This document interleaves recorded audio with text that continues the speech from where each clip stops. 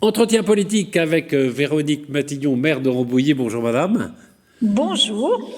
Alors Rambouillet, c'est une ville que tous les Français évidemment connaissent. Ils ont entendu parler du château de Rambouillet qui a longtemps été un dépendance et un lieu de pouvoir. C'est de là qu'est partie d'ailleurs la libération de Paris en 1944. Et puis il y a aussi des personnalités connues. Évidemment Gérard Larcher qui a été maire de Rambouillet, qui est aujourd'hui président du Sénat. Et puis une dame alors que les plus jeunes ne connaissent peut-être pas, c'est Jacqueline Tom-Patnôtre, qui a été maire de Rambouillet, qui était une grande femme politique à un moment où on ne parlait pas encore de parité. Et vous n'êtes donc pas la première femme maire de Rambouillet, vous êtes la deuxième, et c'est assez symbolique finalement.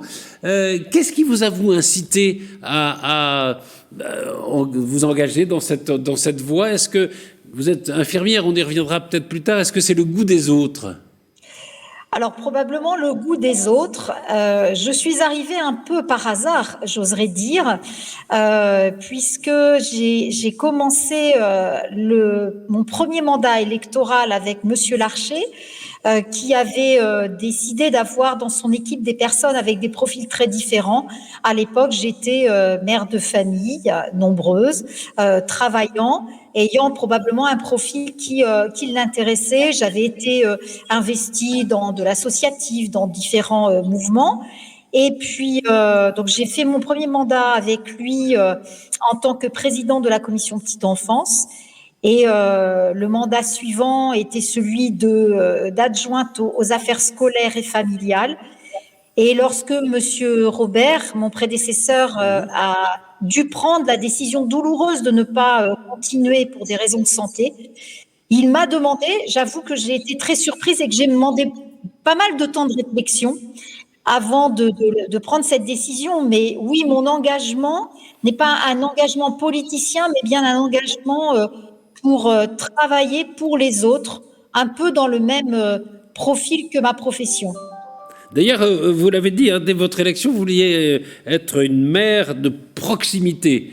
Ça veut dire quoi? Ça veut dire qu'au fond, le maire, il est au service de ses administrés? Alors, il est tout à fait au service de ses administrés. Il est là en soutien. Et Dieu sait si la période actuelle le fait ressentir. Cette proximité est plus qu'importante. Elle est essentielle. Je vais tout à l'heure, après cette interview et avant un autre rendez-vous, me rendre en ville, soutenir aussi les commerçants qui sont dépités de ce qui leur arrive de nouveau.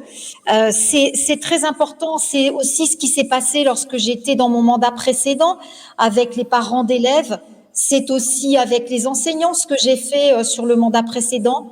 Il est important d'être présent, d'être à leur côté dans tous les moments, faciles, difficiles.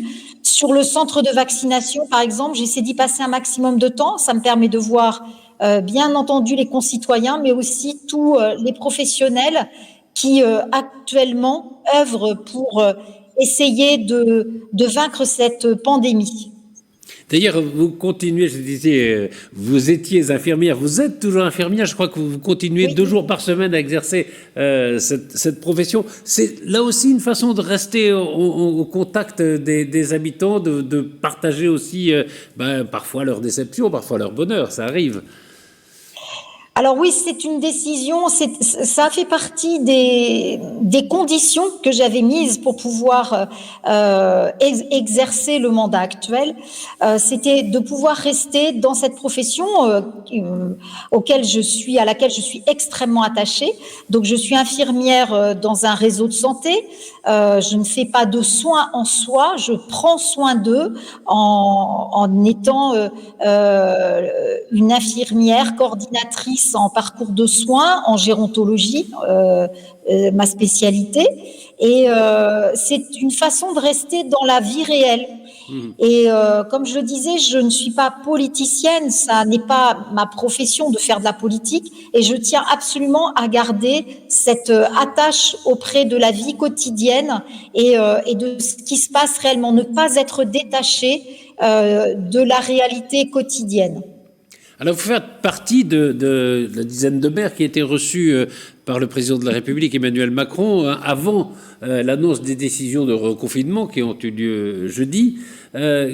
Comment s'est passée cette réunion? Quel est le message que vous lui avez porté? Est-ce que vous avez le sentiment d'avoir été entendu?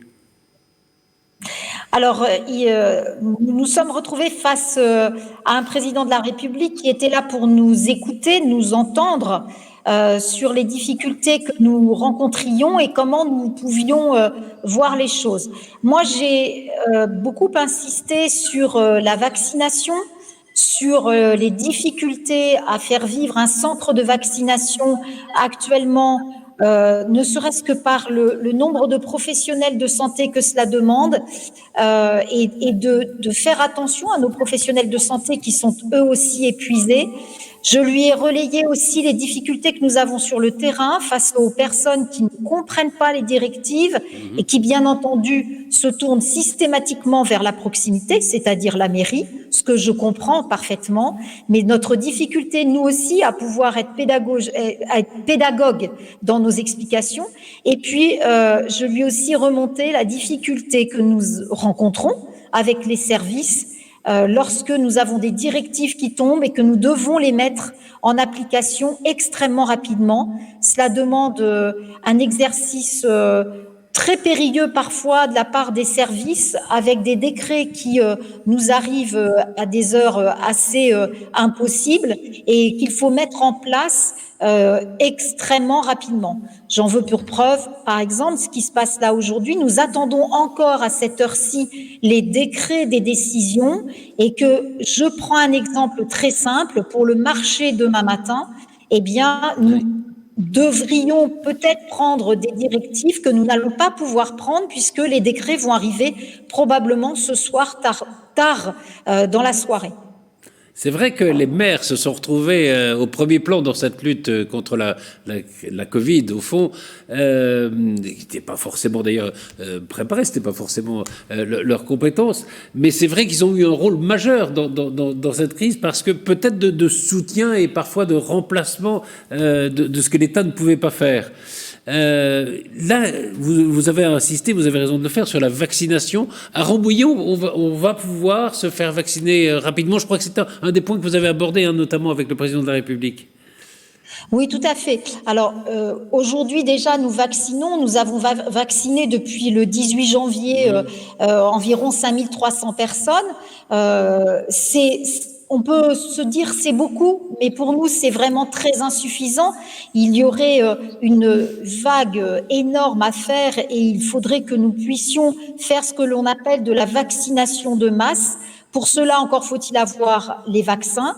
La grosse difficulté que nous rencontrons, nous, sur le terrain, en tant que maire, mais aussi en tant que personnel soignant, qui sont bien entendu extrêmement questionnés sur ce sujet-là, c'est le manque de vaccination et la compréhension de nos concitoyens sur le fait que nous ne décidons pas des créneaux de rendez-vous de vaccination, que nous ne faisons que mettre des créneaux de vaccination en fonction des dotations qui nous sont attribuées. C'est très compliqué à faire comprendre et évidemment, cela amène de la colère que je comprends parfaitement, que je ne juge pas, bien au contraire. Je sais l'angoisse que représente cette épidémie pour beaucoup de mes concitoyens. Mais c'est une vraie difficulté. Donc, le président nous a promis une arrivée en masse de doses et nous nous mettons en ordre de marche pour pouvoir vacciner en masse. Mais ce matin, Monsieur le Président du Sénat était sur notre centre de vaccination et les professionnels de santé lui ont dit ce qui bloque aujourd'hui. Et ce qui bloque chez nous en Île-de-France, c'est le fait que ce soit médecin centré, c'est-à-dire qu'il faut systématiquement que les personnes passent devant un médecin pour être vaccinées. C'est le médecin en fait qui est garant du bon déroulement de la vaccination et qui est en responsabilité de cette vaccination. Et évidemment, eh bien, nous n'allons pas pouvoir multiplier les lignes de vaccination si nous n'avons pas suffisamment de professionnels qui, je le rappelle, sont eux-mêmes sur le terrain de façon quotidienne. Donc, il va falloir que nous puissions avoir un assouplissement de ces règles pour pouvoir être rejoints par les pompiers, la protection civile, voire pourquoi pas les militaires si nous devions vraiment vacciner en masse, ce que nous espérons vraiment. Et les infirmiers, non? Enfin, ou les Alors, pharmaciens. Les infirmiers, nous les avons sur place. D'accord. Les infirmiers sont présents. La difficulté que nous avons est plus au niveau des médecins.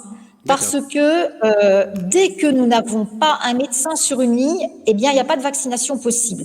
C'est pour ça que je parle des médecins, mais les infirmiers sont essentiels. Les sages-femmes vont nous rejoindre, les pharmaciens également. Donc, j'espère que ça va nous permettre d'avancer très nettement parce que nous sommes disposés à mettre d'autres locaux, s'il le fallait, à élargir, à faire même du drive. Nous sommes en train éventuellement de penser à faire un drive de vaccination pour vacciner vraiment en masse.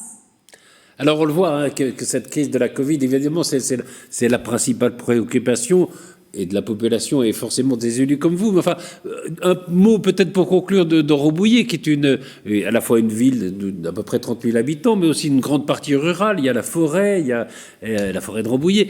C'est une ville qui sent la qualité de vie. Alors, quand on est maire d'une ville comme Rambouillet, qu'est-ce qu'on se dit? Qu'il faut maintenir cette qualité de vie? Ou alors, est-ce que vous avez aussi des grands projets, peut-être de transformation de la ville?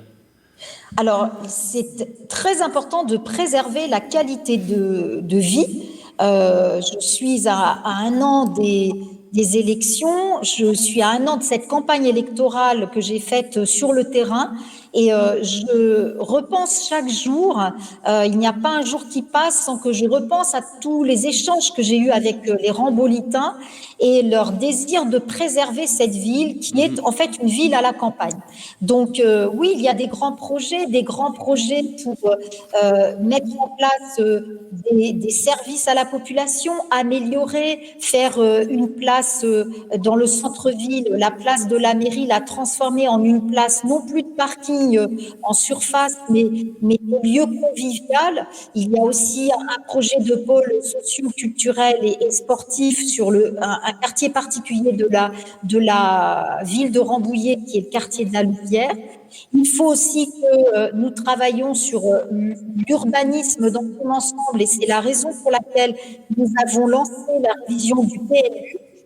Il faut bien sûr que nous continuions à travailler sur la construction de logements sociaux, à développer notre ville, mais dans une croissance qui soit tout à fait raisonnable pour pouvoir préserver cette qualité de vie qui est finalement le symbole de la ville de Rambouillet et de ce pourquoi des personnes de l'extérieur souhaitent venir habiter à Rambouillet.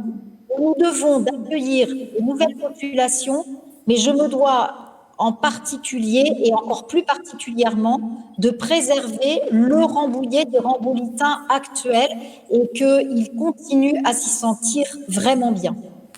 Ben on voit, entre la crise sanitaire, naturellement, et puis les projets, que vous avez beaucoup de travail. On y reviendra, j'espère, de temps en temps. On ira à Rambouillet parce que c'est une ville magnifique. Merci beaucoup, Véronique Matillon. Et courage, alors, pour exercer vos fonctions et en même temps continuer à exercer votre métier d'infirmière. Merci beaucoup. Merci à vous.